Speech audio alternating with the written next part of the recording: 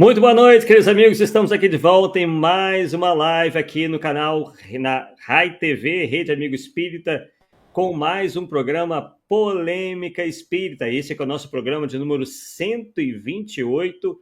E estamos aqui, como sempre, muito bem acompanhados do nosso querido amigo e confrade Paulo Neto, que fará o estudo sobre o importantíssimo tema Anjos e Demônios na Bíblia. Boa noite, Paulo Neto. Boa noite, Arthur. Boa noite a todos aí que já estão na live, a Sheila e o Sérgio. Pois é, rapaz, você vai surpreender hoje, tá? Com esse tema, tá? Mas é algo que a gente já tem feito há muito tempo, tem trabalhado e até não sei porquê, Arthur, que eu não te sugeri que a gente fizesse essa live antes, entende? Aham. Mas eu acabei precisando de fazer esse tema aí recente, pessoal, eu podia levar para o polêmico espírito que tem a cara do nosso objetivo. Eu acho que vai esclarecer muitas pessoas a respeito de como esses dois temas são tratados dentro da Bíblia e vai surpreender muita gente, com certeza. Muito bom. Lembrando, né, que esse tema, né, foi muito bem tratado, né, e abordado pelo próprio Allan Kardec, né, nas obras fundamentais da doutrina espírita, explicando, né, essa questão dos anjos e demônios à luz do espiritismo. E aí Paulo Neto veio nos trazer essa abordagem bastante profunda, falando sobre essa questão de anjos e demônios na Bíblia. Então eu já vou subir com o material que Paulo Neto nos trouxe na noite de hoje. Aí está. Muito bem. Vamos lá? Ou não? Pode começar. Então tá. Vamos começar lá. Bom, a nossa frase inicial é uma frase que está lá no livro dos médios, né? Eu até cortei um pouquinho dela para ficar mais resumida, mas Kardec diz o seguinte: os anjos são almas que alcançaram o último grau da escala. Os demônios são simplesmente a alma dos maus, ainda não purificadas. Bom, essa é a nossa realidade, né? Todo dia tem esse que disputando para ver quem que nos acompanha hoje, né? É, Arthur? É. Os dois disputando. Então, nós temos tanto o anjo da guarda, que nos incentiva a fazer o bem, quanto os espíritos maus, que nos incentiva a fazer o mal mesmo, porque isso, de certa forma, atrasa a nossa vida. Então, essa é a realidade nossa, de todo mundo, e aí todo mundo sofre influência, tanto de um quanto de outro, e daí que aqui a gente sempre fala, né, Arthur, que este é um dos motivos de todos nós sermos médios, né? Que o pessoal não aceita, mas esse é o principal, tá certo? Bom, vamos ver aqui alguns textos da Bíblia, né? E aqui muitas vezes nós vamos misturar Novo com o Antigo Testamento, não tinha uma sequência muito lógica aqui, não, porque à medida do interesse eu fui trabalhando um ou outro, ou às vezes lá na frente eu falo do Novo Testamento e jogo um do Antigo, então, mas o importante é que a gente está trabalhando com textos dentro da Bíblia. Então, nós vamos pegar o livro de Gênesis, por exemplo, no capítulo 19, vai falar assim: ao anoitecer, dois anjos chegaram a Sodoma. Ló estava sentado à porta da cidade e, ao vê-los, levantou-se para os receber e prostou-se com o rosto por terra. Essa atitude de prostrar com o rosto por terra é uma coisa interessante, você vê em vários textos da Bíblia, que é como se fosse uma reverência que se faz aos espíritos. Aqui, por exemplo, nós vamos ter lá no primeiro livro de Samuel, quando narra a invocação lá de Saul, do espírito de Samuel, essa presença, e Saul faz exatamente esse gesto, ó, postou-se com o rosto em terra, tá vendo aí na imagem? Para exemplificar. Então, isso é muito comum lá na Bíblia. Então, eu não sei, talvez seja esse um dos motivos que Moisés tenha proibido o pessoal entrar em contato com os mortos, porque tratando os mortos como quase deuses, como se diz, né, entre aspas, e aí, pessoal, vocês não são diferenciar o Deus verdadeiro dos outros deuses, é melhor vocês não mexerem com isso mais, tá certo? Aí, agora vamos lá voltar ao texto. Então, disse lá, e disse Senhor, então é Ló, né, falando para os dois anjos: Senhores, fique hospedado em casa do seu servo, lavem os pés e pela manhã continuarão o seu caminho. foram para a casa dele e entraram. Ló preparou uma refeição, mandou assar pães sem fermento e eles comeram. Lá na frente nós vamos falar alguma coisa desse negócio de comer. Mas o interessante aí nesse texto é que começa a falar dois anjos e depois viram dois senhores. Por quê? Nós vamos ver isso aqui mais na frente, vamos ver que essa ligação, tá? Só estou chamando a atenção, mas a gente vai ver essa ligação mais para frente aí, vocês vão entender por que a gente está querendo chegar, tá bom? Agora vamos lá, então. E aí a gente tem uma preocupação muito grande quando a gente trata com texto da Bíblia, das Bíblias de uma forma geral, porque a gente tem várias traduções, muitas vezes para saber o que os tradutores falam daquela passagem, que informações que dá, ou que explicações. Então, é na Bíblia Shed, falando desse texto assim, tais homens eram, na verdade, anjos que, pela aparência, não se distinguiam prontamente dos homens. Percebeu agora por que dois anjos virou dois senhores? É interessante. Aí vem lá em Êxodo. O anjo do Senhor apareceu-lhe numa chama entre as sarças. Isso apareceu para Moisés, né? Mas o anjo do Senhor, será que Deus aparece para nós, Arthur? Será que nós estamos tão assim, com essa bola toda para Deus aparecer para a gente? E se a gente, em vez de colocar o anjo do Senhor, a gente mudar para um anjo do Senhor, será que não fica mais condizente com a realidade? Muito mais. Deu para entender? Então, um anjo do Senhor é um entre bilhares ou bilhões, sei lá, em termos de quantidade, mas é um, mas não é o próprio Deus. Quando, na primeira versão, dá a ideia como se o próprio Deus estivesse manifestando aos homens. Tem a menor possibilidade. Sim. Com certeza. Né? Bom, aí, a hora você vê, eu falei que nós ia ficar entre o Novo e o Velho Testamento. Nós vamos avançar lá no Novo Testamento. Nós estamos falando passagem do Velho. Vamos avançar lá no Novo, para pegar uma passagem em Atos, no capítulo 7. Que vai falar desse episódio de Moisés, tá? Justamente desse episódio. Passados 40 anos, apareceu-lhe então a Moisés, né, um anjo no deserto do Monte Sinai. Percebe que aqui ele já está usando a expressão anjo? Mas lá no texto do Antigo Testamento, em Êxodo, está falando o anjo. Então, essa ideia que eu estou querendo mostrar aqui, um anjo, é uma diferença muito grande. Porque quando eu digo um anjo, não é o Deus que está aparecendo. Quando eu digo o anjo, aí dá a impressão que é Deus que está aparecendo. Entende? Essa é a diferença fundamental nisso aí. Bom. E aí, no livro de Juízo, está lá. Havia um homem chamado Manoá, cuja mulher era estéril e não tinha filhos. Apareceu o anjo do Senhor. Olha aí, ó, a ideia de Deus de novo, né? Agora vamos. E esta mulher, ele diz: eis que és estéril. Então ele disse para a mulher, né? Sei que és estéril e nunca tivesse, porém que receberás e dará à luz um filho. Então esse anjo promete a mulher de Manoá que ela, mesmo estéril, vai ter um filho. Agora vamos ver, ela vai contar isso para o marido. Tá certo? E aí o que ela faz? Então a mulher foi a seu marido e disse: um homem de Deus. Opa! Um homem de Deus? Mas não falou anjo do Senhor? Então essa é a confusão que a gente percebe nos textos da Bíblia. Ou seja, na verdade, toda vez que tiver anjo, o anjo, na verdade, é um ser humano desencarnado. Sim. Ou seja, é um espírito humano. Apareceu um espírito do Senhor. Deu para entender? Aí o texto fica tranquilo, né? Então isso a gente percebe ao longo olha aqui, ó. Sua aparência era semelhante à de um anjo de Deus. O homem tinha a aparência do anjo. Olha, se o homem tem a aparência do anjo, porque o anjo nada mais é do que um ser humano desencarnado. Aí está a prova. Tá certo? Mas vamos lá. Aqui nós temos um livro de Tobias. Esse livro de Tobias tem um relato muito interessante, que Tobias queria ir para uma cidade lá na Média e resolveu procurar um guia para levá-lo, porque não sabia o caminho para ir, né? E ele saiu procurando lá quem podia ajudar, então, até que ele encontrou o anjo Rafael parado. Mas ele, Tobias, né, não sabia que era um anjo de Deus. Eu observei.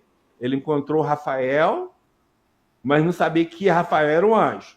Mais uma vez, ele encontrou um ser espiritual com a aparência de um homem. Então, se um ser espiritual tem a aparência de homem, é um espírito humano desencarnado, certo?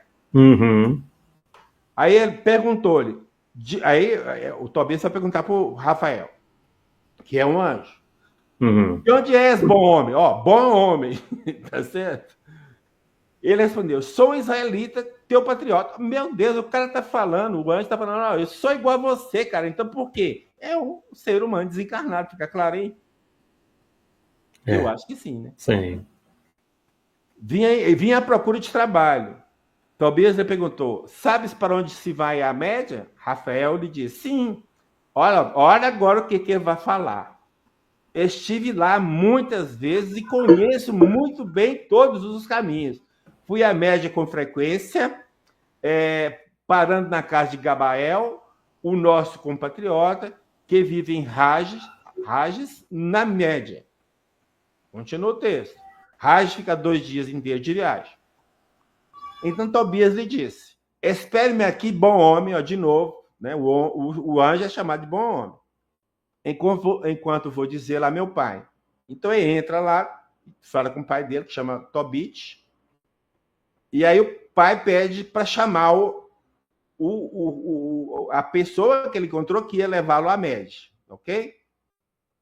Aí então ele sai lá fora e chama, bom homem, de novo, ó, meu pai está te chamando.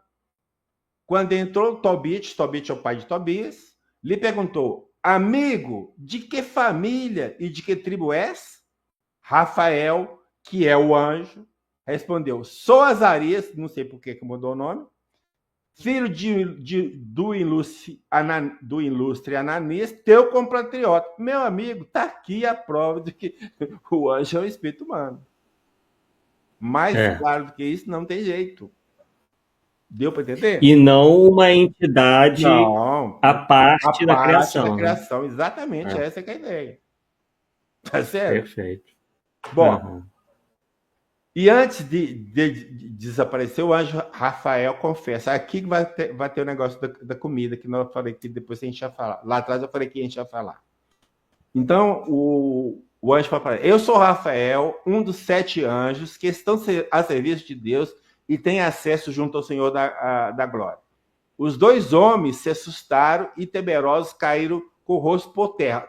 Percebeu agora de novo? Rosto por terra? Toda vez que viam um ser espiritual, rosto por terra. Rafael lhes disse, não tem mais, minha presença foi... Aí tive que acrescentar a palavra pela aí só para dar, né, para dar sentido, pela vontade de Deus. Embora me visse comer, eu não comia, era pura aparência. Entendeu? O anjo desapareceu quando se puseram de pé e não viram mais. Ponto, é isso aí. Então, quando eles pensavam que está comendo, não estava comendo, era só aparência. Mas está aí, claramente, pelo menos para mim, fica claro que o anjo nada mais até só esses pouquinhos de texto nós lemos, mas lá na frente vai ficar mais claro ainda, que o anjo é um espírito humano desencarnado.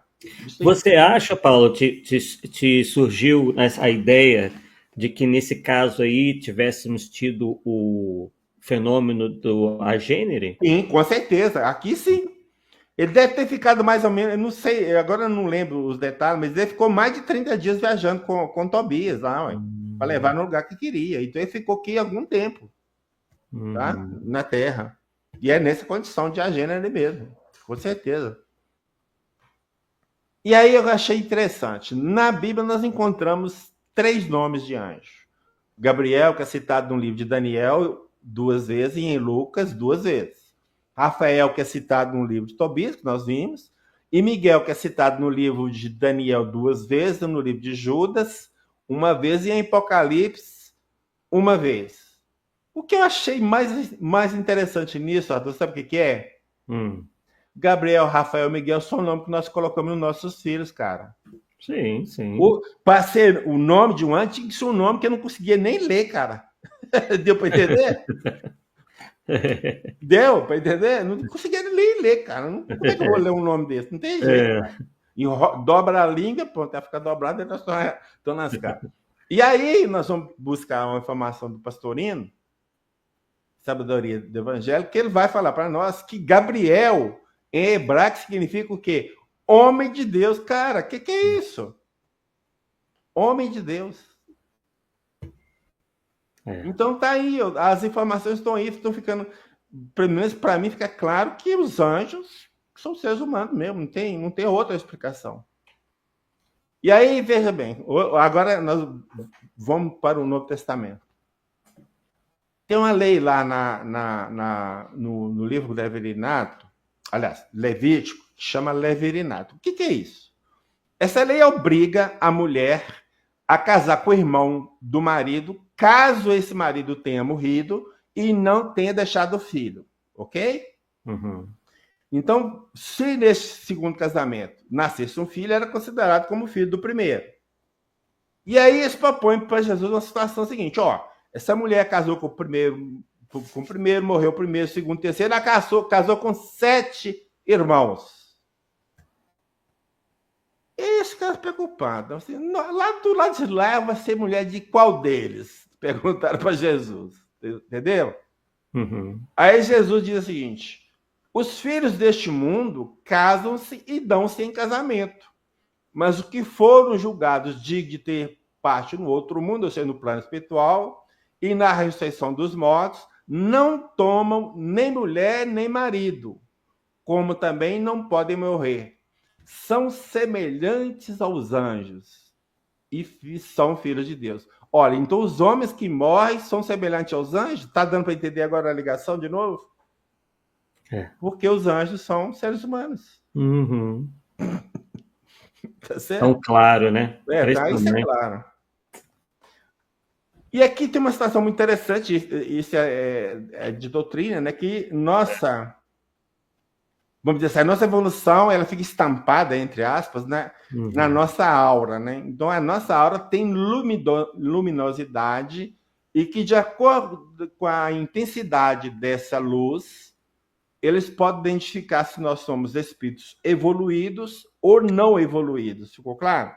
Uhum. Isso é tradição. Até mesmo a gente fala assim, de uma forma assim, instintiva, só, o espírito de luz, né? Entendeu? Ele fala assim, ou seja, o que nós estamos querendo dizer? Um espírito superior, um espírito elevado, tá certo? O espírito das sombras, aí nós estamos falando, deu para entender? Ele já fala naturalmente, usa, melhor dizendo, naturalmente essas expressões, e é justamente isso, e realmente é fato, né? Então, a base disso está lá no livro Céu e Inferno, onde Kardec coloca isso de uma forma muito tranquila. Então, o espírito possui uma propriedade luminosa, tá vendo? Porque as qualidades da alma ficam nessa propriedade luminosa. Então, a intensidade da luz está em razão da pureza do espírito. Olha para você ver. Então, a luz irradiada por um espírito será tanto mais viva quanto maior o seu adiantamento. Uhum. Aí você lembra lá daquele registro e tem lá que Paulo indo para Damasco, viu Jesus no caminho. O que aconteceu com Paulo? Que acaba se convertendo. Ficou 3 dias cego. Olha você ver. Imagina a luminosidade de Jesus, né? E aí foi muito legal isso aí.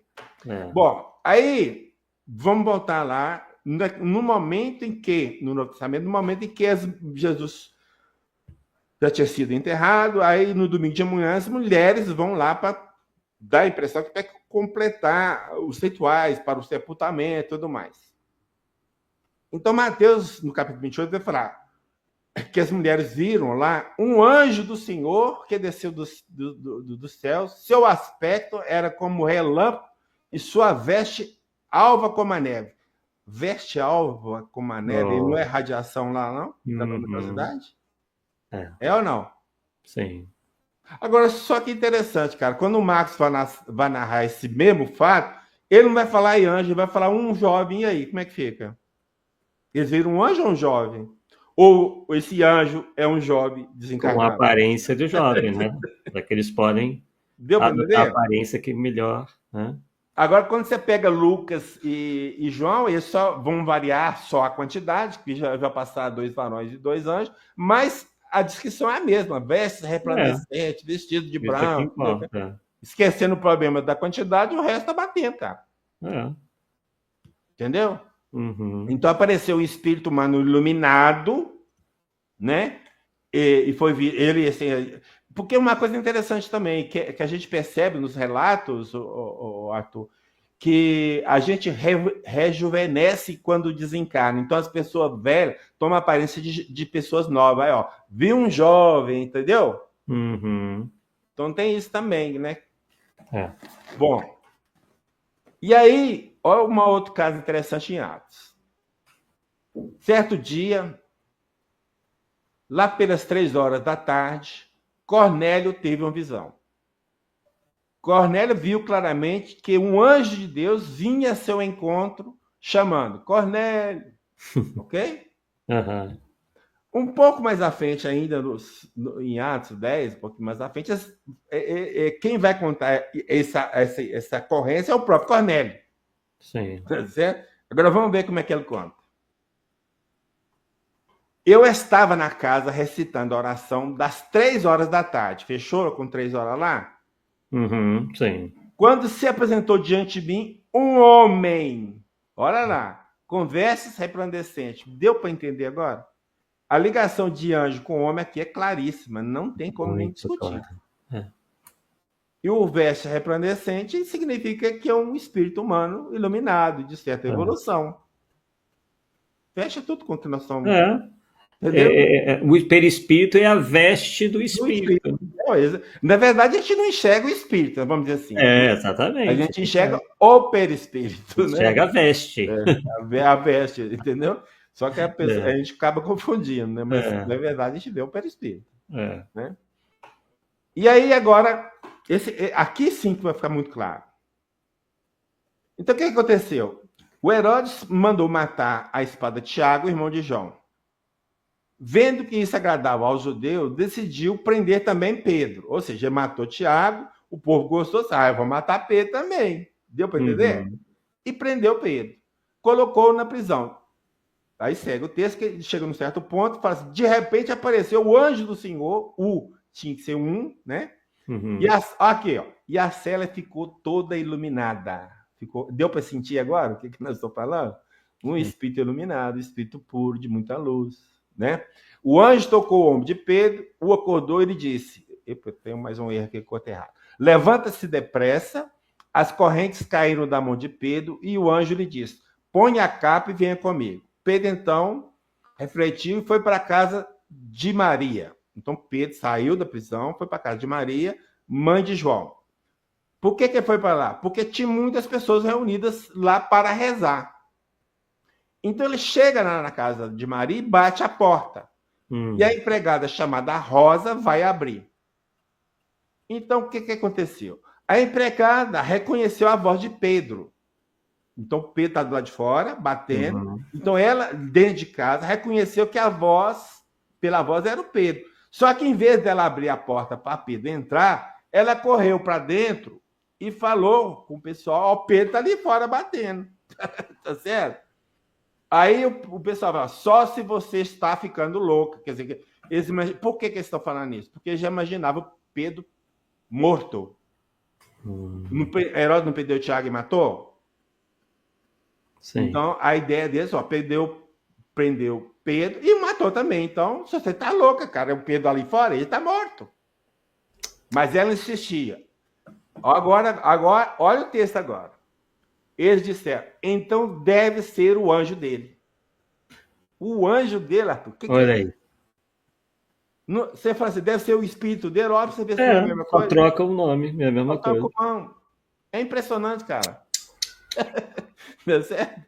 Aí Agora, eu não sei qual malabarismo que esses nossos irmãos cristãos, né, que se dizem cristãos, fazem para explicar algo tão claro aí. Pois é, mas eles não têm esse viés de estudo nesse foco, né? Esse é o ponto. Não foca. Quando você não tem esse foco, você não enxerga nada. Não enxerga nada. Não enxerga nada. É. Com certeza.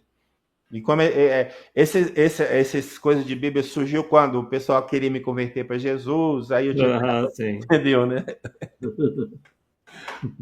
Agora vamos no livro de Hebreus. Esse livro de Hebreus era tido como de Paulo, hoje ninguém sabe de quem é, quer dizer, os críticos aí, os estudiosos, não sabem, inclusive tem Bíblia que fala isso mesmo, não sabe quem é. Provavelmente, você joga no provavelmente, que seja um discípulo de Paulo, mas de Paulo não é, isso tem certeza. Pelo modo de falar, pelas expressões que usa, então eles fizeram essa análise, ó, isso aqui não é de Paulo nem morto, tá certo? Então lá. Aí lá no livro de Hebreus nós lemos o seguinte: a qual dos anjos Deus disse uma vez: sente-se à minha direita, até que eu coloque seus inimigos como estrado para os seus pés. Não são todos, ou seja, os anjos, não são todos eles espíritos, ó, Olha aí. encarregados para um serviço? Está afirmando aqui, cara, que os anjos são espíritos. É.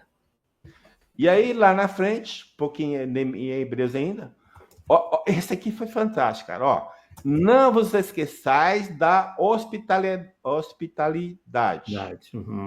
Porque por ela, alguns, sem o saber, hospedam anjos. Por que sem saber? Porque os anjos têm aparência humana, ele não vai saber se é anjo, se é ser humano, e se é desencarnado. E manda. Deu para entender? Tá aí. Meu Deus. Eu fiquei impressionado, viu, Arthur, com isso aí. Aí, em Apocalipse. Esse livro hoje, Arthur, o pessoal, os críticos, os estudiosos, já não atribuem a João Evangelista. Eles acham que é um João chamado Velho, mas também não sabem identificar quem é esse João, de onde vem, de onde vai. Mas de João Evangelista já não se aceita mais. Tá? Bom, mas lá está escrito assim: eu, João, fui ouvinte e testemunho ocular dessas coisas. Tendo-as visto e ouvido, ajoelhei-me para adorar o anjo, mas ele não deixou. Então eu disse: não faça isso. Agora vamos ver. Eu deixei de propósito, cortei de propósito, só para dar suspense no que o anjo vai falar para João. Eu sou servo como você, como seus irmãos, os profetas, e como aqueles que observam as palavras deste livro. Então, o que ele está falando? Eu sou um homem igual você, cara, porque eu sou só desencarnado, só isso. É ou não é? Se identifica como pessoa humana. Tá aí, não tem. Não é um ser especial criado por Deus lá, não sei, na gente, entendeu? Perfeito. Eu servo como você, cara, como seus irmãos, ó. Mais claro que isso. Muito claro. E aí, tem lá, aí nós voltamos lá no Antigo Testamento, tem um livro de Samuel, segundo livro, que são 2 livros. Assim, tomou a ira do Senhor, tornou, né, melhor dizendo, tornou a ira do Senhor a acender-se contra os israelitas. Então é o povo de Israel, né, a todos. Incitou a Davi contra ele, dizendo: vai, levanta o censo de Israel, de Judá. Levantar o censo é contar as pessoas. Mas quem que incitou a Davi a fazer o censo foi o Senhor. Não é mesmo? Sim. Agora vamos ver essa história aqui direito. Então, nesse livro, analisando as traduções bíblicas, o autor Severino Celestino vai fazer uma observação muito interessante. Então, ele vai dizer assim, que esse livro de Samuel que nós lemos foi escrito antes da influência persa, no ano de 622 a.C. Aí ele propõe, agora veja essa mesma passagem, então aquela passagem de Samuel, nós vamos ver ela de novo, mas só que vai estar no primeiro livro de Crônicas, ficou claro? A mesma passagem. Que foi escrito no começo do ano 300 a.C., então 322 anos depois, ok? Portanto, já sob a influência do zoroastrismo persa. Então nós temos um texto antigo, depois tem um texto o mesmo texto foi escrito de novo, depois que passou pela influência persa. Ficou claro? Ou seja, 300 anos depois, ok? Agora vamos ver como está escrito lá no livro de Crônicas. Eu deixei o outro só para a gente fazer a comparação, né? Então, Satanás, ou Satã, dependendo da tradução, se levantou contra Israel e incitou a Davi a levantar o censo de Israel. Olha, cara, que é isso? O que era Senhor lá na primeira narrativa virou Satanás. E aí? Como é que se explica isso, Arthur? Satanás, anjo de luz? Uai, você é Satanás, Não, é seria anjo de Lúcifer. luz. Lúcifer que é o anjo de luz, e Satanás é Satã. É Satã. Eita, mas que confusão. Deu para entender? E É. aí, na Bíblia básica, que é uma Bíblia católica, vai falar: este é o único lugar no Antigo Testamento que lemos Satanás como nome próprio, sem artigo. Em todos os outros lugares, mesmo quando designa um ser bem determinado, aparece com artigo com o significado de o adversário. Então, na verdade, Satanás não é uma pessoa, é alguém que exerce a função de adversário, de um acusador, né? Lá no júri tem como é que chama o cara que acessa essa função? Tem um lá, eu esqueci. Não entendo muito bem. No júri popular tem alguém que exerce essa função de acusar o réu e o advogado dele defender. Então fica sempre promotor. Então, eu não sei assim? se é promotor, cara. Eu não sei se é promotor. O defensor, sei lá. Alguma desses caras aí. Mas tem alguém que exerce essa função, certo? Bom. Então veja bem o seguinte, que de o Senhor passou para Satanás. Olha para você ver que, né? Aí nós vamos ver lá nessa revista Religiões, vai falar que tem um artigo lá chamado Assim Falou Zaratustra. Que é um outro nome de Zoroastro. Zoroastro, né? Eu pus lá embaixo para ficar claro, né? Bom, aí essa jornalista Raquel Beiro vai falar assim: a religião de Zaratustra também influenciou muito o judaísmo no período pós-exílio, entre os anos de 538 a 63. Lá embaixo, agora a nota, né? Nesse período, os judeus estiveram dominados pela Babilônia, pelos persas, pela Grécia e, finalmente, por Roma, pelos romanos. Ficou claro?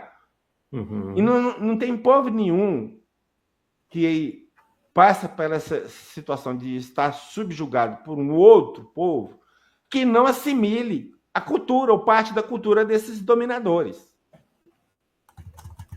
Então é isso que ele está falando, que essa época que os persas dominaram o povo judeu, eles absorveram cultura, julgando nos textos judaicos a crença de anjos e demônios. Porque lá nos persas que tem o Deus do bem e o Deus do mal. Lembra disso? Então a influência está aí. Então é a partir daí que os textos judaicos começaram a falar mais em anjos e demônios, e eles tentam persistindo até hoje. Então a influência é persa, não tem nada a ver com crença deles mesmo, né? Do judaísmo. E aqui nós temos um livro de Jó muito interessante. E aí vai aparecer o Satanás aqui de novo. Então, no Jó, no capítulo 1, versículo 6 a 12, o texto começa relatando que os filhos de Deus vieram apresentar-se perante o Senhor. Então, eles imaginavam a corte de anjos, e esses anjos vieram encontrar com Deus, né? Daquela assembleia dos anjos de Deus, vamos dizer assim. E entre eles quem? Entre os filhos de Deus, veio também Satanás. Cara, então Satanás era um anjo de luz, cara. Aí, que eu falei do início. E aí, o Satanás e Deus começam a conversar. Deu para entender? E aí ele vai assumir uma função de acusador, de acusar. Vamos lá para você ver o que o promotor, como bem lembrou aqui o Rogério. É isso aí. Bom, foi bom ter explicado, porque eu fiquei sem saber o nome, sem lembrar. Aí Deus pergunta: de onde vens? Aí o Satanás responde: venho de dar uma volta pela terra andando a esmo. Aí Deus, todo orgulhoso: reparaste, meu servo Jó? Na terra não há outro igual. É um homem íntegro e reto, que teme a Deus e se afasta do mal. Aí o Satanás responde: é por nada que Jó teme a Deus? Porventura não levantaste um muro de proteção ao redor dele? Ou seja, Jó é desse jeito que você protege ele. Tá certo? Ao redor dele, de sua casa, de todos os seus bens, mas estende a tua mão e toca os seus bens. Eu te garanto que ele te lançará maldições em rosto. Aí o Satanás fala assim: ó, você protege, ele é a seu favor. Tira o que ele tem para você ver, para ver o que acontece. Aí Deus responde para ele: pois bem, tudo que ele possui está em teu poder, mas não estenda a tua mão contra ele. Ou seja, você pode fazer o que você quiser, mas não tira a vida dele. Aí ele tirou os bens todos dele lá, os gados, diabas quatro. Essa que é a história. Por causa de uma disputa entre Deus e Satanás, o Jó amargou a pobreza, ficou leproso. Tá, cara. Deu para entender? E aí, em nota de rodapé na Bíblia Peregrino, essa é de cunho católico, vai falar justamente desse trecho. Deus tem sua Assembleia Celeste de deuses inferiores ou anjos, com os quais faz reuniões periódicas. Não sei como é que eles descobriram isso, mas descobriram, tá, Arthur? Talvez para decidir a sorte dos mortais. Entre eles, há um que representa uma espécie de oposição, que gosta de criticar e ainda procura que os fatos justifiquem sua crítica. A função de acusador aqui, percebe? Uhum. Como um policial, dá voltas inspecionando para poder informar sobre os desmandos cometidos lá embaixo na Terra. Este personagem é o Satã, com o artigo. Essas ideias ampliadas nas religiões do Antigo Oriente, agora, presta atenção, foram parcialmente recolhidas na Escritura. Então o tradutor está falando, ó, essas ideias dos persas foram incorporadas dentro das Escrituras dos judeus. É isso e ponto. Está aqui a origem de Satanás, e demônio e tudo mais. E o autor as incorpora livre e audaciosamente a sua ficção narrativa. Não confundamos o Satã dessa narração, aí agora eles começam a explicar, tentar contornar. Deu para entender? Uhum. Com nossa imagem e concepção do demônio do anjo caído. Olha aí. Costuma aparecer. Que odeia a Deus e suas obras. O Satã não é uma afirmação teológica, mas um personagem funcional no relato. Então não é uma pessoa, é uma função, né? Mais ou menos daqui que nós falamos. E se continuamos perguntando a que corresponde, na realidade, o autor do livro, de Jó, né? Não nos responde, então não fala o que é, né? Abandona as nossas suposições. Agora, então é o seguinte, veja bem, o que é um anjo? Todo mundo vai me falar que um anjo é um espírito evoluído, um espírito puro, não é isso? Sim. Agora, eu quero saber como um espírito puro vai cair ou vai decair, seja lá o que você queira usar. E passa a odiar a Deus. Não tem como, impossível. Não ser retroágil. Não tem, não retogada, é a estação lá atrás, cara. E quanto mais evoluído, mais ele entende Deus, mais ele ama Deus, ele quer só fazer o bem, só agradar a Deus nas obras que ele faz, então não bate, como diz o outro, não bate. Tá certo? É igual uma árvore que volta a ser semente. Exatamente, bem colocado. É mais basicamente por aí.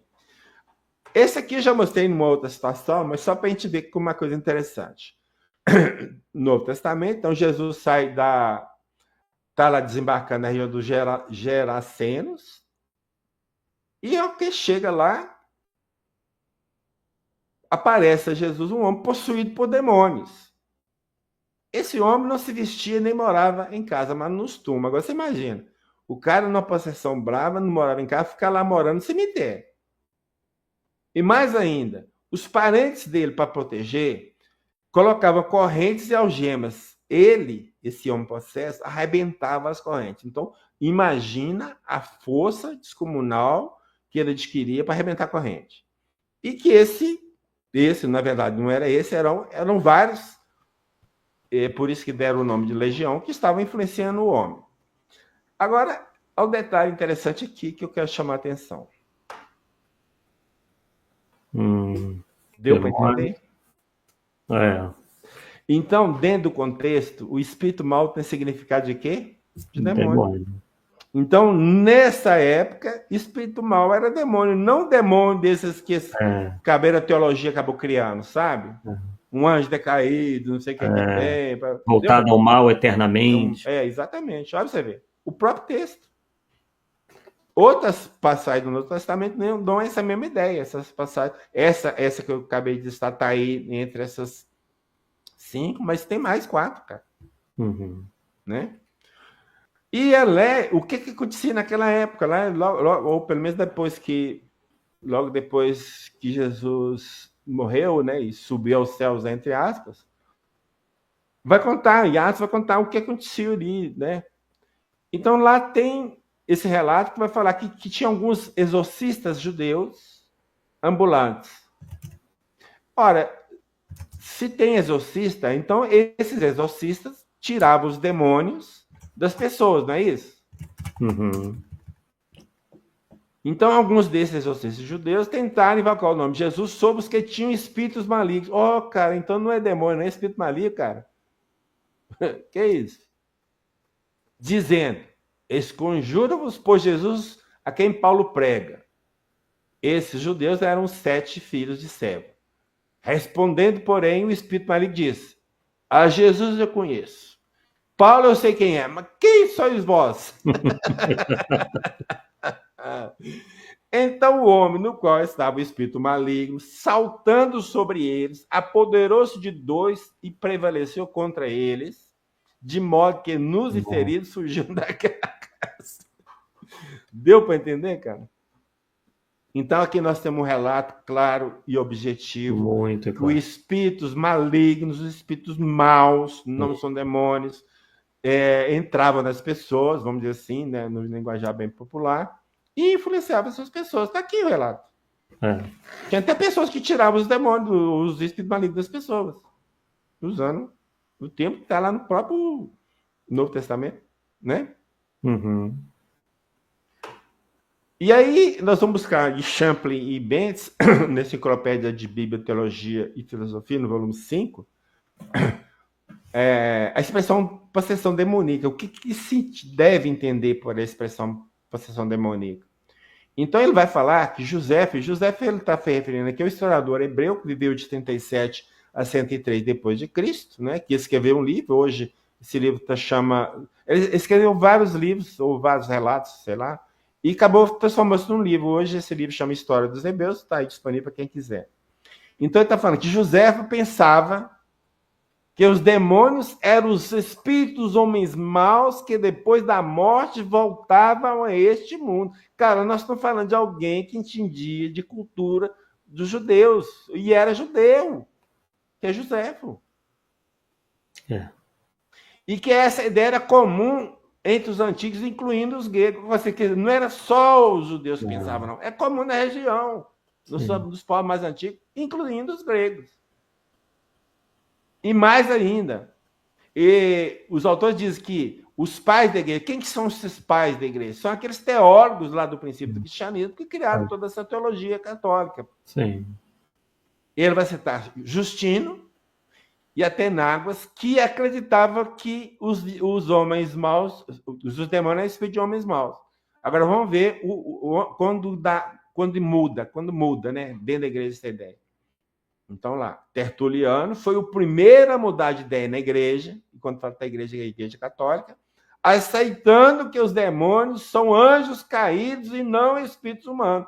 Cara, você muda, um cara lá atrás muda de concepção e todo mundo passa a acreditar nele? Que é isso? Sem base nenhuma. Então, na verdade, por que na igreja católica se acredita tanto em demônio? Porque o Tertuliano achou que os espíritos maus eram demônios. Não era espírito humano. E aí, como é que fica? Complicado, não? E esse Flávio José, ele também, nesse livro História dos Hebreus, ele vai falar de uma planta chamada bara. Eu até procurei na internet para ver se tinha uma imagem dessa planta, mas não achei nada, cara. Não achei nada, referência nenhuma a essa planta. Nada. Bara. É um nome até estranho, mas... Vamos lá, o que é? Então essa planta, tem uma virtude que faz não se temer expor a qualquer perigo para apanhá-la. Isto é, os demônios ou as almas dos homens maus que entram no corpo dos homens vivos e que os matariam se não lhes impedisse, abandonando-nos imediatamente quando eles se aproximam dessa planta. Ou seja, você tem um cara possesso, você arrumava essa planta, aproximava essa planta do possesso, os demônios partiam em retirada. Ficou claro? Eu achei essa planta num site americano de botânica. Depois você manda para mim que eu quero colocar essa imagem da Vou coisa. te passar Pode depois. passar, que é interessante. Tá. Eu não achei mesmo, mas foi ótimo. Porque aí tá. eu ponho aquele lá na frente depois que falar sobre isso. A gente... Então você entendeu, né, Arthur? É igual aquelas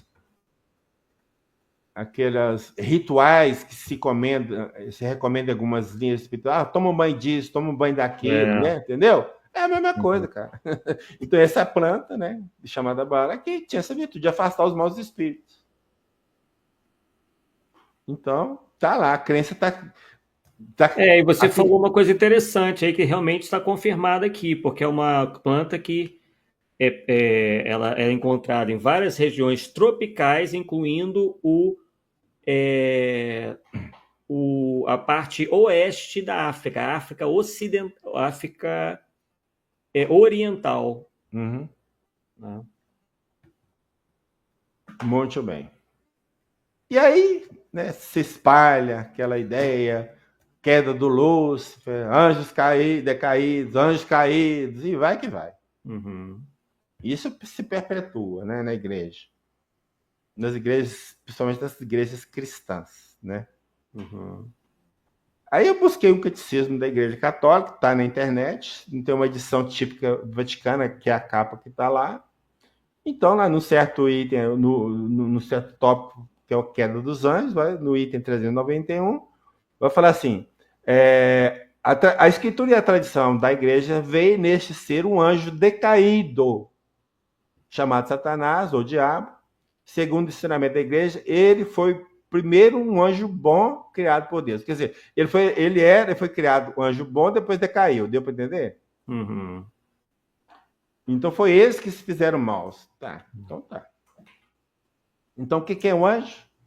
Um ser puramente espiritual que, segundo a religião católica, foi criado por Deus para ser seu mensageiro e manifestar aos homens a sua vontade. Uhum. Então Deus cria um ser puro e esse ser puro despurifica, sei lá, né, Arthur? Não sei. Erro de fabricação? O que é isso, cara? Não tem lógica, né? Não faz sentido nenhum. Nenhum. Então vamos lá no dicionário Barça, católico. Anjos. Puros espíritos criados por Deus.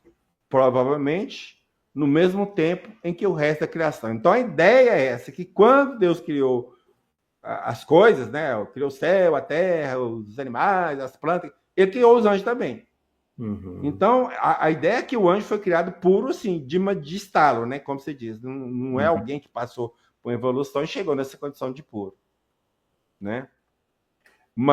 Então, a palavra anjo quer dizer mensageiro. Mas, ordinariamente, usa-se essa palavra na Bíblia para designar os puros espíritos que atuam como mensageiros divinos. Assim, Deus envia anjos para anunciar sua vontade, para corrigir, punir, ensinar, repreender, consolar, e cita lá algumas passagens da Bíblia. Alguns anjos rebelaram-se contra Deus, foram expulsos do céu e condenados ao inferno. Deus do céu. Anjo rebelado, anjo, espírito puro rebelado. Não tem como. Não tem. Mas, vamos lá, né? E aqui eu peguei desse site, Palavra da Salvação, de cunho protestante.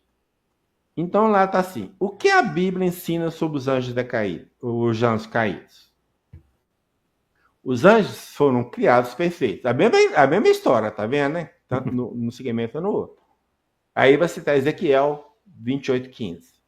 Porém, numa época muito remota, um desses seres espirituais criados, um anjo chamado Lúcifer, da ordem dos querubins, Aí vai citar Ezequiel de novo, mesmo capítulo, tá vendo?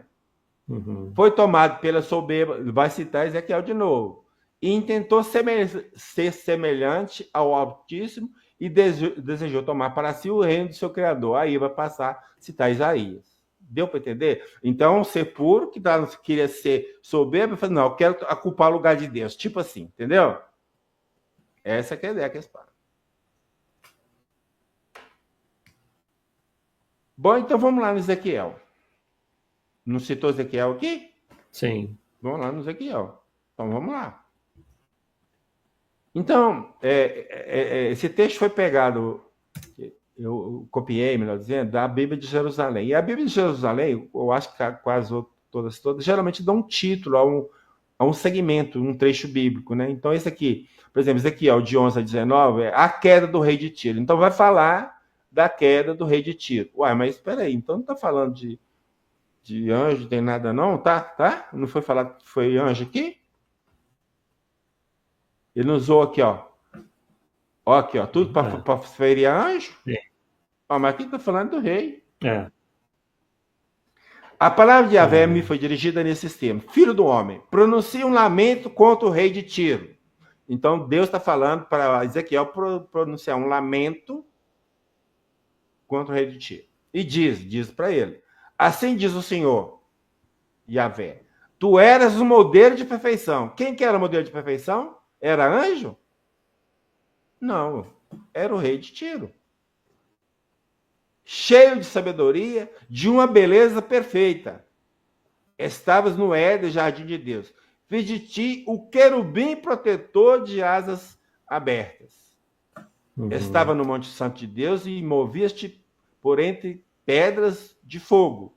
Desde o dia de tua criação, fosse íntegro em todos os teus caminhos, até o dia em que se achou maldade em ti, em virtude do teu comércio intenso, te encheste de violência e caíste em pecado. Está falando de quem, Arthur? De anjo? Mas não está falando, né, do rei do Tiro? Sim, tá. Então por que eles entraram com essa história de anjo aqui agora? Continuou. Lamenta é só para explicar. A ação de lamentar, lamentação. Fala assim, Deus está magoado com você, entendeu? Mais ou menos nesse sentido. O Ezequiel ia falar com o rei de Tiro, isso aí. Então te lancei do monte de Deus como um profano. Te lancei do monte, quer dizer, caiu. Deu para entender? Uhum. Okay. Ó querubim protetor, dentre as pedras do fogo. O teu coração se exaltou com tua beleza. Pervertestes a tua sabedoria por causa do teu esplendor. Então fica todo... Assim te atirei por terra. Ó, caiu, deu uma ideia, tirei por terra, tá lá em cima, tirou por terra. E fiz de ti um espetáculo à vista dos reis. Fiz sair fogo do meio de ti, um fogo que te devorasse. Reuniste a cinza sobre a terra aos olhos de todos que te contemplam. Todos que te conhecem dentre os povos estão apavorados por causa de ti. Um motivo de espanto te tornasse e de deixar de existir para sempre. Esse que é o contexto. Então, no nosso contexto, não está falando de anjo nenhum, e está falando do rei de Tiro, que queria ser o bambambam como de outro. É isso aqui que está aqui. Meu Deus. Nada a ver com o anjo caído. A palavra Lúcifer vem do latim lux, que significa luz, e ferques, que é levantar, portar. Então, Lúcifer seria portador da luz, né? Que você falou, né? Ou ainda a estrela da manhã, o filho da alva. Peraí, o cara que é portador da luz vai virar um anjo de sombra, cara? O que é isso? Me ajuda aí, cara. Me ajuda aí. De jeito nenhum. Tem lógica. Agora eu vou pegar vocês. Já viu isso aí mais de algum lugar? Sempre te vê, né? Nas revistas que falam de povos antigos, que falam de templos, de palácios. Sempre essa figura, né? Tem. Tem ideia de que é isso? Não. Não? É isso.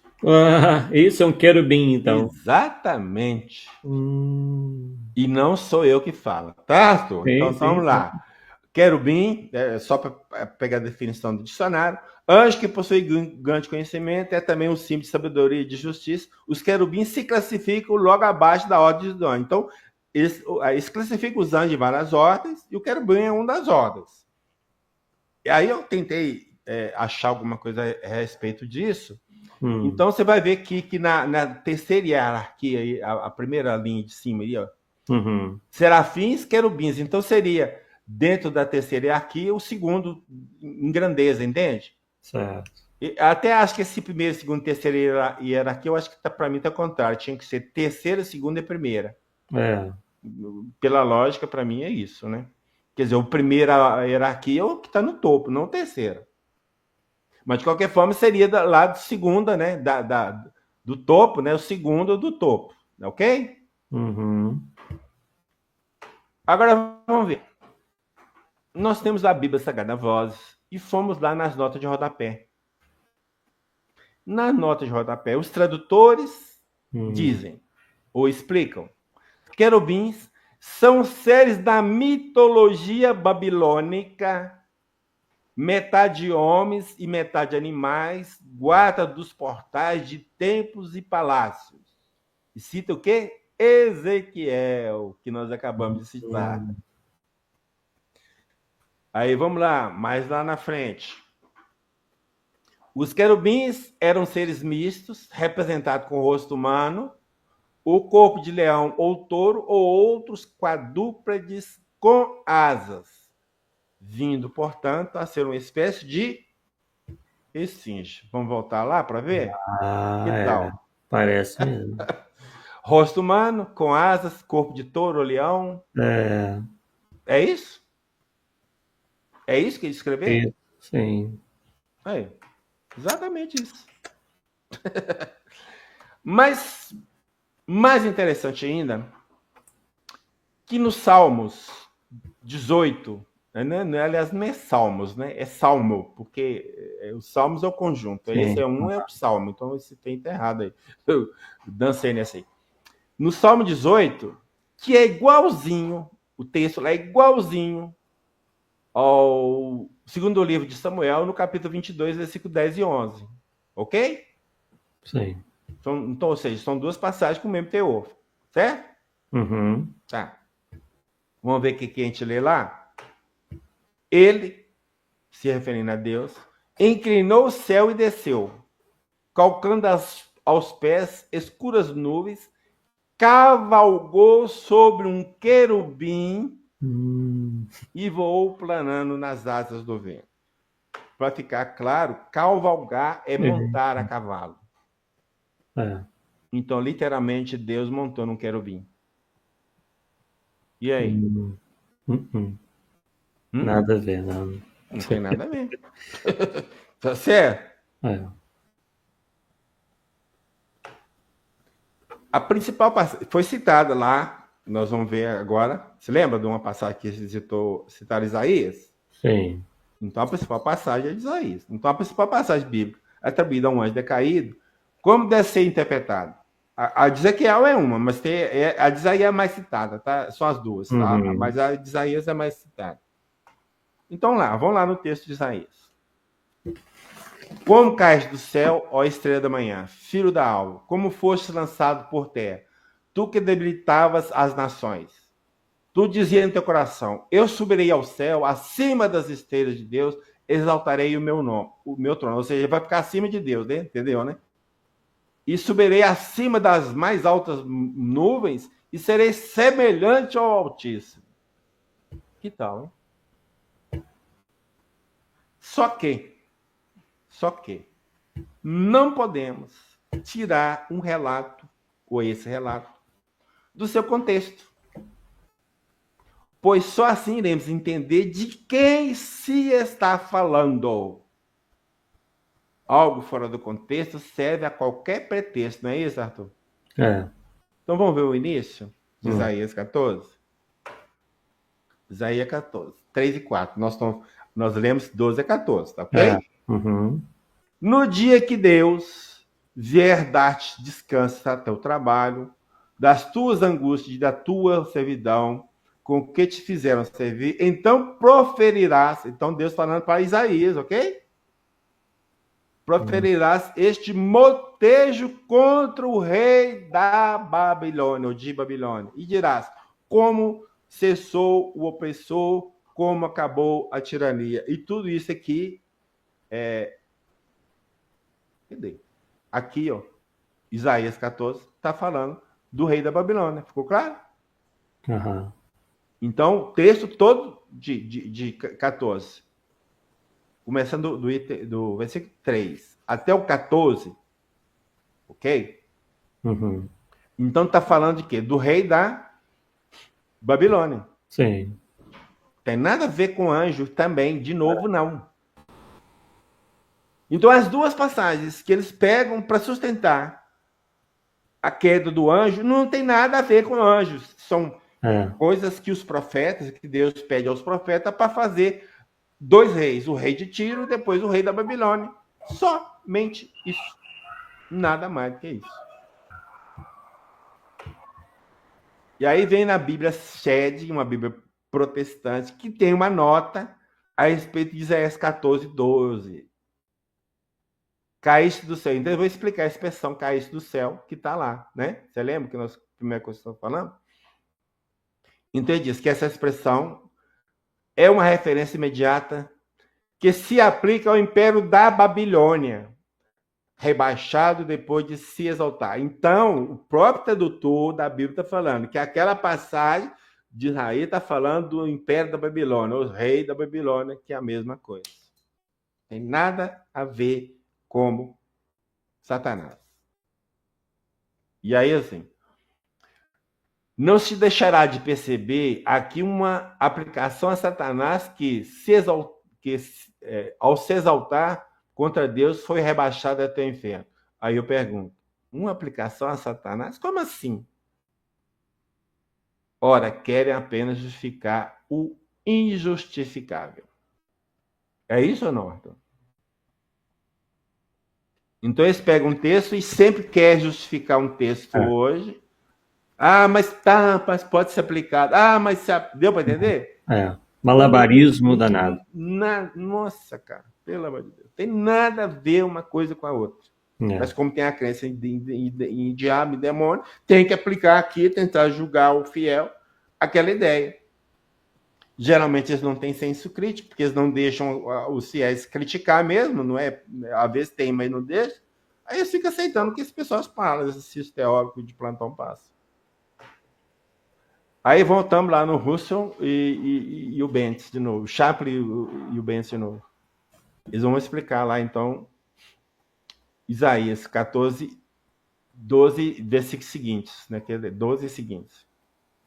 Então, esse trecho alude à queda de Satanás. E, historicamente, porém, a referência é a derrocata dos poderes pagãos e de seus líderes. Os tiranos que se opunham a Israel, como o rei da Babilônia, aspiravam a ser como os deuses e se julgavam representantes dessas divindades, mas haviam caído no Sheol, no mundo dos mortos. Foram morrer e cair lá embaixo. E aí? Fecha com quem a gente está falando? Que não tem nada a ver? Sim, totalmente. Tá aí. E aqui é interessante, cara. Você sabe de uma coisa? Se a gente perceber, essa porta do céu está sempre fechada. Não desce anjo nenhum para ajudar a gente. Mas, em compensação, essa danada da de baixo está sempre aberta. O cara só vem aqui tentar a vida da gente. Mas é a porta estreita, né? Ah, caraca, meu. Que Deus é este, cara? Podemos, então, dizer que Deus, dentro desse contexto, né, é um sádico. Por deixar a porta do inferno bem aberta enquanto a do céu permanece fechada? Eu estou fazendo a pergunta. Você, como pai, nós, como pais, mães, aí, nós faríamos isso com o nosso filho? Quer dizer, dava uma missão para ele e arrumava um punhado de gente para atrapalhar a missão dele, para não deixar ele fazer a missão dele? Sei lá. Ai, sem chance. Bom, agora nós podemos falar alguma coisa da codificação, é só para entrar aqui. Tá certo? Que a coisa que Aqui muda de figura, meu amigo. Livro dos Espíritos. Os seres a que chamamos anjos, arcanjos, serafins, formam uma categoria especial de natureza diferente da dos outros espíritos. Então, porque a ideia, por que ele está perguntando? Porque a ideia é que os anjos foram criados lá na criação como se já seres anjos, não entende? Prontos, puros. Aí os espíritos dizem, não foram os seres à parte. São os espíritos puros. Ou seja, são igual a vocês que se purificaram, né? Os que se acham no mais alto grau da escala e reúnem todas as perfeições. Então, não são seres à parte, não são seres diferentes, mas são seres que fazem parte da criação e que evoluíram e chegaram naquela condição de ser puros. Simplesmente assim. Então, supõe existir duas classes de espíritos. Os espíritos que seriam, talvez nem melhor ser espíritos, seres espirituais melhor, né? Os seres angélicos e os seres humanos desencarnados. Então, esses seres angelicais ou angélicos foram criados nessa condição. Então, essa é a ideia que domina por aí, né? Aí vem o comentário de Kardec. A palavra anjo desperta geralmente a ideia de perfeição moral. Entretanto, ela se aplica muitas vezes à designação de todos os seres bons e maus que estão fora da humanidade. Disse o anjo bom, o anjo mau, o anjo de luz e o anjo das trevas. Nesse caso, ele é sinônimo de espírito ou gênio. Nós o tomamos aqui na sua melhor acepção, que seja, os gênios e os espíritos bons. E aqui eu juntei a pergunta e a resposta da questão 130 e desse texto, mas literalmente é o que está lá. Talvez eu coloquei uma outra palavra para dar sentido, né, no texto, mas é o que está lá. É errônea a opinião dos que admitem a existência de seres criados perfeitos e superiores a todas as outras criaturas, muito embora essa crença esteja na tradição de quase todos os povos. Devemos entender que o nosso mundo não existe de toda a eternidade, e que, num tempo antes que ele existisse, ou seja, que o nosso mundo existisse, já havia espíritos que tinham atingido o grau supremo, ou seja, existiam espíritos puros. Os homens acreditaram que eles sempre foram assim. Entendeu? Não tem nada a ver. Aí na 131. Não há demônios no sentido que se dá essa palavra, pois se houvessem, eles seriam obra de Deus. E Deus seria justo e bom se tivesse criado seres eternamente voltados ao mal e infelizes para sempre? Se há demônios, é em teu mundo inferior e em outros semelhantes que eles residem. São esses homens hipócritas que fazem de um Deus justo um Deus mau e vingativo, e que julgam agradá-lo pelas abominações que cometem em seu nome. E voltados aqui, porque às vezes eu achei estranho, eu achei que era voltados, né? Mas é voltado mesmo, é consagrado. Eu achei estranho essa palavra, porque eu não está acostumado com ela. Você tem que explicar o que é, porque...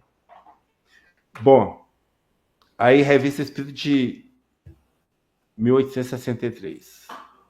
Uns os chamam diabos ou demônios. Nós os chamamos simplesmente maus espíritos ou espíritos inferiores.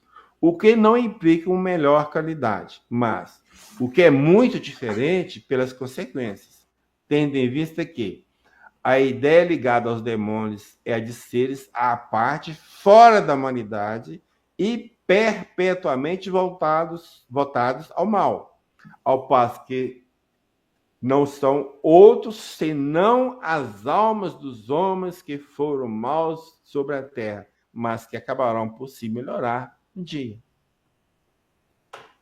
Aí vem comentário de Kardec.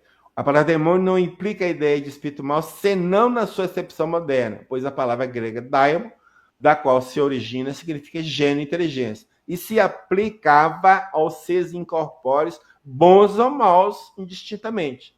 Por demônios, segundo a acepção vulgar da palavra, se entendem seres essencialmente malfazejos, seriam como todas as criaturas criadas por Deus. Ora, Deus, que é soberanamente justo e bom, não pode ter criado seres naturalmente predispostos ao mal e condenados para sempre. Se não fossem obra de Deus, existiriam como ele, de toda a eternidade. Ou então haveria muitas potências soberanas, ou seja, potência do bem e potência do mal, né? Deus do bem, Deus do mal, por aí.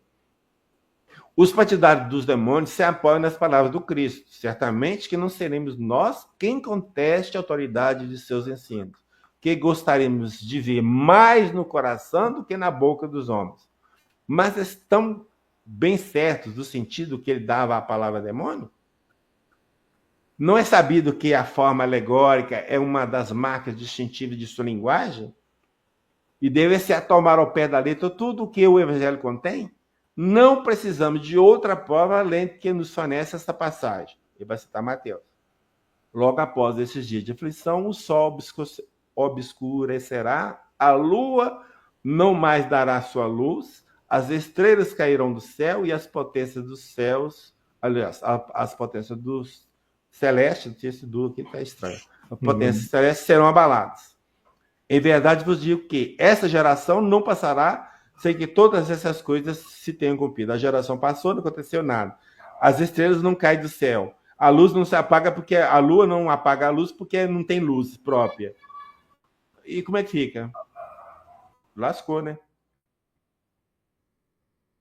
Continua. Os homens fizeram com os demônios o que fizeram com os anjos. Da mesma forma que acreditavam na existência dos seres perfeitos desde toda a eternidade, tomaram os espíritos inferiores por seres perpetuamente maus.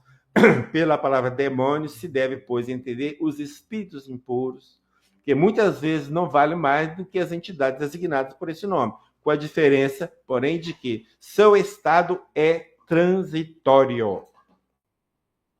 São espíritos imperfeitos que se rebelaram contra as provas, não contra Deus, que devem suportar e que, por isso, as sofrem por mais tempo, mas que também alcançarão a perfeição. Poder-se, então, aceitar a palavra demônio com essa restrição. Porém, como a entende atualmente, poderia induzir ao erro, levando à crença na existência de seres especiais criados para o mal. Satanás é, evidentemente, a personificação do mal sob forma alegórica, pois não se poderia admitir um ser mau a lutar de igual para igual com a divindade e cuja única preocupação consistisse em contrariar os seus desígnios. Como o homem precisa de figuras e imagens para impressionar a sua imaginação, pintou os seres incorpóreos sob uma forma material com atributos que lembram suas qualidades ou seus defeitos. Os modernos representavam os anjos, os seres puros, os espíritos puros, como uma figura radiosa de asas brancas, emblema da pureza. E Satanás com chifres, garras e os atributos da bestialidade, emblemas das paixões humanas. O vulgo, que toma as coisas ao pé da letra, viu nesses emblemas individualidades reais, como outrora vira Saturno na alegoria do tempo. Está lá no Livro dos Espíritos, na questão 131. Os anjos são almas que alcançaram o último grau da escala, justamente que eu peguei lá no início. Grau que todos podem atingir. Os demônios são simplesmente as almas dos maus, ainda não purificadas, mas que podem, como as outras, alcançar o mais alto grau da perfeição, e isso parecerá mais conforme à justiça e à bondade de Deus. Ora, essas almas que povoam o espaço são justamente aquilo a que chamamos espíritos. Assim, pois, os espíritos são apenas as almas dos homens despojadas do invólucro corpóreo. Aqui nós temos a escala espírita, então dentro dessa escala, que os espíritos são classificados, são 3 ordens, isso é prefeito didático também, né? E os espíritos puros estão na primeira ordem, né? São os espíritos na primeira ordem. Embora muitos espíritos que se manifestam, que nos ajudam, estão aí na segunda ordem, entre os espíritos superiores, espíritos de sabedoria, os sábios e os benevolentes.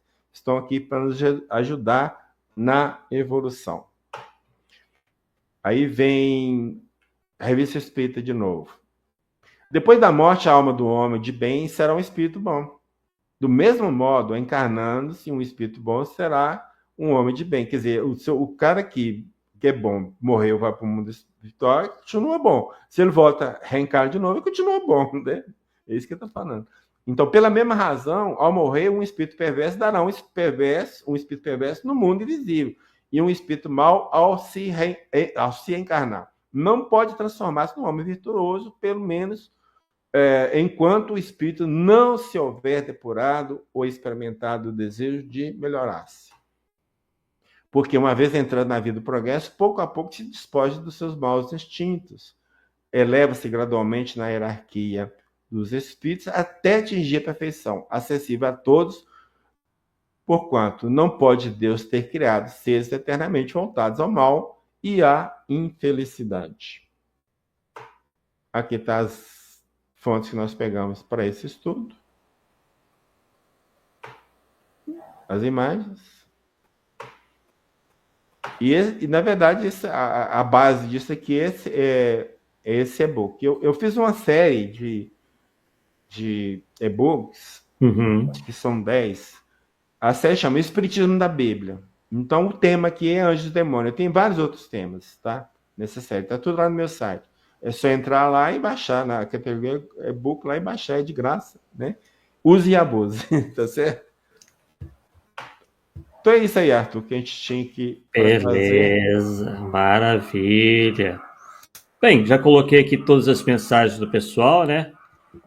Ao longo aí da live. E perfeito, né? Quer dizer, tudo batendo com aquilo que ensina, né, o Espiritismo. Então, muito claro aí que realmente o Espiritismo vem ampliar aquilo que nós já aprendíamos, né, muitos anos, centenas de anos atrás, né? Que os homens, obviamente, tinham apenas alguma intuição, por vezes, né? Mas os fatos estavam lá, mediúnicos, né? De aparições, de agêneres, né? Tudo mais já presente, né? Desde aquela época. Maravilha, Paulo. Então, mais alguma consideração? Algum Não, recado? é isso mesmo. É porque a gente... Eu sei que muitas vezes as pessoas ficam assustadas com isso. Sim. Tá certo? Dessa forma. Mas eu, às vezes, quando eu faço essa palestra, eu falo o seguinte, Arthur. Aliás, não falo, eu pergunto.